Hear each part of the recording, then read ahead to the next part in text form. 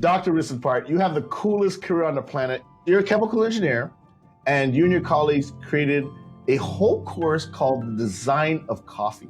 What inspired you to do that? So here at UC Davis, we have a whole department of viticulture and enology, the growing of grapes and the making of wine.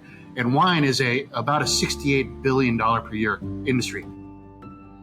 Coffee in the United States is an $88 billion per year industry.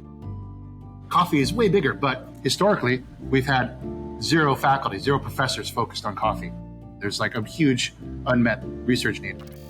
We got into it because we wanted to teach science and engineering, but very quickly there was so much enthusiasm and interest from the coffee industry and the Specialty Coffee Association and other trade groups that we saw, wow, there really are huge unmet research and advanced education needs about coffee that we can help address. So the Design of Coffee course, it's an introductory course.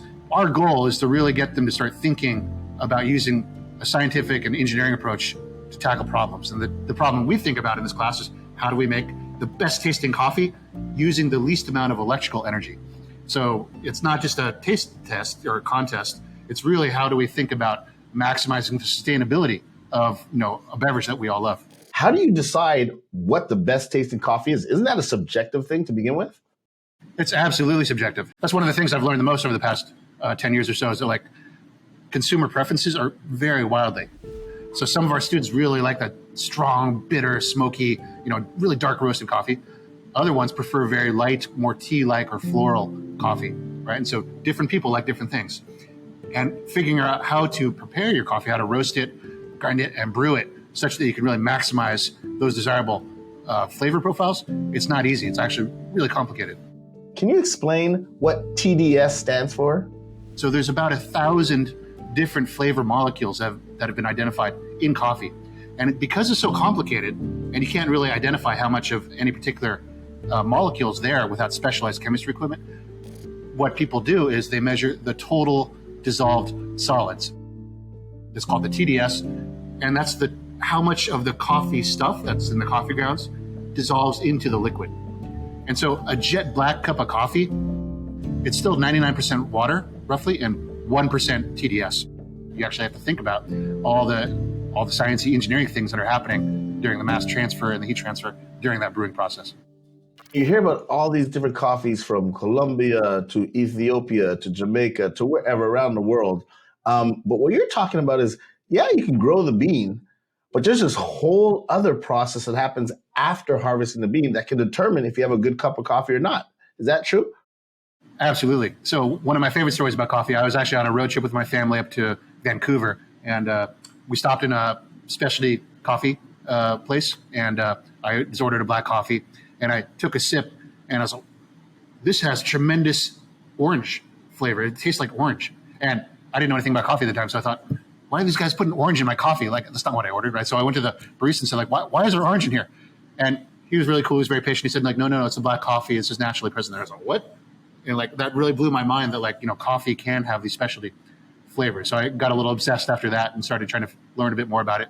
Wow, that's amazing. So I got to ask though, for myself and the audience, the coffee tasted like orange. Can you walk us through how that happens? How did they bring an orange profile into a coffee?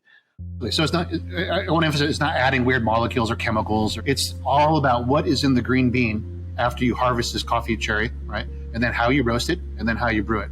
And so it's all molecules that are there naturally. Citrus flavor is due to a molecule called limonene, right? So it's a certain organic molecule, and it's there in coffee. So it's all about what is in the green beans. And then when you roast it, you get certain reactions that can create flavor molecules or destroy them, getting that right roast profile such that you just balance things, that you have the right amount of these different molecules. It's so complicated. There's so many different chemical reactions taking place that right now we still don't have a very good understanding of how to answer a very natural question. How do we maximize the citrus flavor? And right now, mostly in the coffee industry, it's a lot of trial and error. What is astonishing is you can take the same roasted coffee beans and brew it differently and have it taste wildly differently. So we had more than 100 people come and taste 27 different sample types. And it was over 3 different weekends. And at the end of that, they were naturally very curious, what are we tasting, right? And we said, it was just the same coffee, but brewed differently. And they're like, what? Are you kidding? We thought it was different origins, things like that. Nope. They're drinking the same coffee every single time, just brewed differently. And so it has a huge impact. What are other misconceptions that people have about what makes the best cup of coffee? A very fascinating study we did is that if you go and look at all the brewing guidelines right now, they correctly point out that temperature is a key parameter. So the hotter your water, the more quickly you will extract the soluble materials into your cup of coffee. What we showed was actually what really matters in terms of the flavor profile is not the temperature of the water you use, but actually the final total dissolved solids and total extraction yield. It's true that the temperature affects how quickly you get there to a certain total dissolved solids. It doesn't matter what temperature you used to get there as long as you've got there.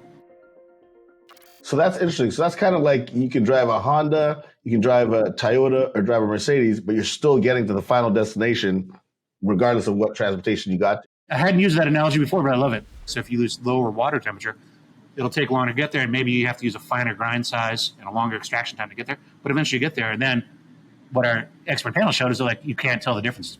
You're on top of the mountain. How do you hope your research can better help the coffee industry? So one of the realities about coffee is that there's about 100 million people around the world whose livelihood depends on coffee. You know, people at origin working on coffee farms. You know, I've been down to Central America lots of times, and there's plenty of families whose only actual cash income during the year is during coffee harvest season. And so anything that we can do here to improve the quality of coffee and the desirability of coffee helps not just the baristas and the people running around here making coffee, but it helps people all around the world. And so that's one reason I'm very motivated to work on coffee, because it does have such a huge impact on people across the world.